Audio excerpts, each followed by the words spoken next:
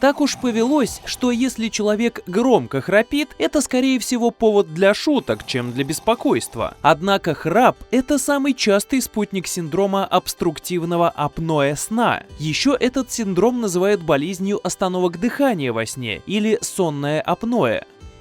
В подготовке данного видео мы использовали работы Андрея Беловешкина, врача, кандидата медицинских наук.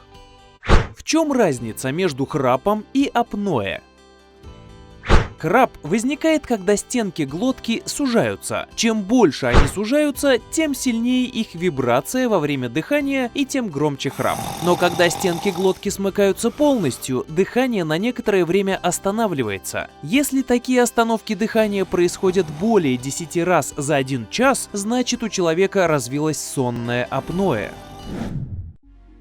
Многие люди храпят только когда лежат на спине. В народе для борьбы с храпом изобрели остроумный метод – привязывать к спине теннисный мячик. Тогда храпуну приходится спать на боку. Впрочем, такой прием никак не помогает вылечить апноэ. Чем опасно апноэ? По официальным данным Всемирной организации здравоохранения, апноэ сокращает жизнь на 20 лет. Давайте разберемся, почему. Главный признак апноэ выглядит так. Храпящий человек внезапно замолкает и перестает дышать. При этом он пытается вдохнуть воздух, но не может, поскольку дыхательные пути перекрыты. Однако задержка дыхания длится от 15 секунд до 2-3 минут. Затем мозг просыпается и мышцы глотки рефлекторно напрягаются. Человек громко всхрапывает и начинает дышать. Остановки дыхания могут происходить до 500 раз за ночь, а суммарное время, проведенное в задержке дыхания, достигает 4 часов. Такое длительное отсутствие дыхания, естественно, приводит к кислородному голоданию. Иногда близкие наблюдают, как человек буквально синеет во сне. Кроме того, чтобы вновь задышать, мозг вынужден постоянно находиться в активном состоянии, из-за чего апноэщики спят поверхностно и постоянно не высыпаются. Во всем мире апноэ страдают более 100 миллионов человек. В развитых странах эта цифра гораздо выше. Например, в США апноэ болеют 20% населения. В России, согласно исследованиям университета имени Павлова, сонным апноэ страдает не менее 13 миллионов человек. Это 9% населения страны. Симптомы и осложнения апноэ. А теперь представьте, что происходит с человеком, который страдает апноэ в течение многих лет. Из-за постоянной нехватки кислорода и избытка углекислого газа в крови нарушается кислотно-щелочной баланс, а неспособность нормально выспаться делает жизнь просто невыносимой. У апноэщиков наблюдаются следующие симптомы: хроническая усталость, дневная сонливость, утренние головные боли, чувство разбитости, снижение умственной работоспособности, ухудшение памяти, снижение интеллекта. Со временем апноэ приводит к целому букету тяжелых последствий, среди которых ожирение, гипертония, импотенция, инфаркт, инсульт и даже синдром внезапной смерти во сне. У кого чаще бывает апноэ?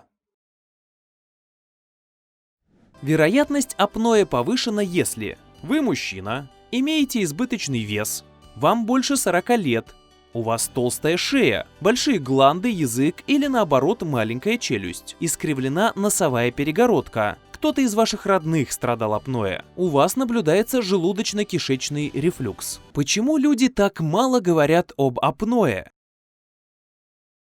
Апноэ – очень коварная болезнь. Человек может всю жизнь страдать от нее и даже не подозревать, в чем причина его проблем. Здоровье подтачивается постепенно. Днем хочется спать, нет сил работать, появляется хроническая усталость, головные боли, лишний вес. Обычно это объясняют авитаминозом, магнитными бурями, природной ленью, возрастом, слабым здоровьем. В голову приходит что угодно, но только не апноэ. Да и не каждый врач догадается спросить пациента, не храпит ли он по ночам. Однако храп не всегда равнозначен апноэ. Каждый, кто читал «Трех мушкетеров», помнит, что Портос громко храпел во сне, но при этом был абсолютно здоров и невероятно силен. Храпите! Вы храпите как? табун лошадей. Действительно, храп не всегда переходит в апноэ. Но если вы храпите, это как минимум повод призадуматься, особенно если появилась дневная сонливость. Согласно статистике, 20% людей старше 30 лет храпят во сне. Апноэ страдают от 2 до 5% взрослых. Таким образом, каждый пятый храпун в опасности.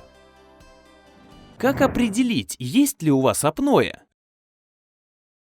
Любую тяжелую болезнь гораздо легче предупредить, чем вылечить. Поэтому далее предлагаем вам 3 простых теста для самостоятельной диагностики апноэ во сне. Вооружитесь ручкой и бумагой.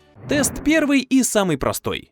Сейчас мы перечислим 7 основных признаков, при которых подозревается апноэ, а вы сосчитаете, сколько таких признаков у вас есть. Вам говорили, что у вас происходят остановки дыхания во сне. Вам говорили, что у вас громкий или прерывистый храп. Сильная сонливость днем – это для вас обычное состояние. Частое ночное мочеиспускание 2 и более раз за ночь. Нарушение сна, длящееся более 6 месяцев. Речь о ночных пробуждениях. Артериальная гипертония, особенно ночная и утренняя. Выраженное ожирение. Если вы насчитали 3 или больше признаков, рекомендуем вам поскорее пройти обследование на наличие сонного апноэ. Заметим, что первый признак, наличие остановок дыхания во сне, самый тревожный. Его одного достаточно, чтобы заподозрить неладное. Тест номер 2. Какова вероятность того, что у вас апноэ?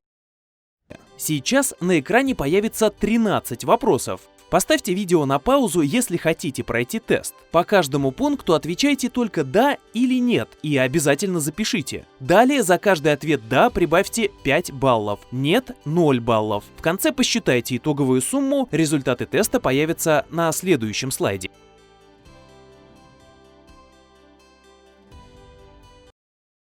Тест номер 3. Шкала сонливости Эпворта. Как мы уже знаем, сонливость – один из главных признаков апноэ. Сейчас мы перечислим 8 ситуаций, а вам необходимо оценить, с какой вероятностью в этих ситуациях вы можете задремать или уснуть, не будучи уставшими. Речь идет о вашем обычном состоянии в последнее время.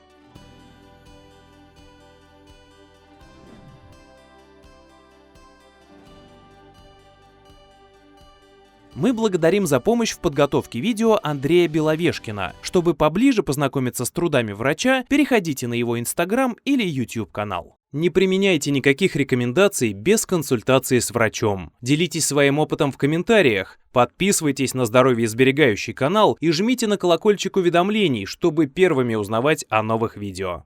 Мы ценим ваше мнение.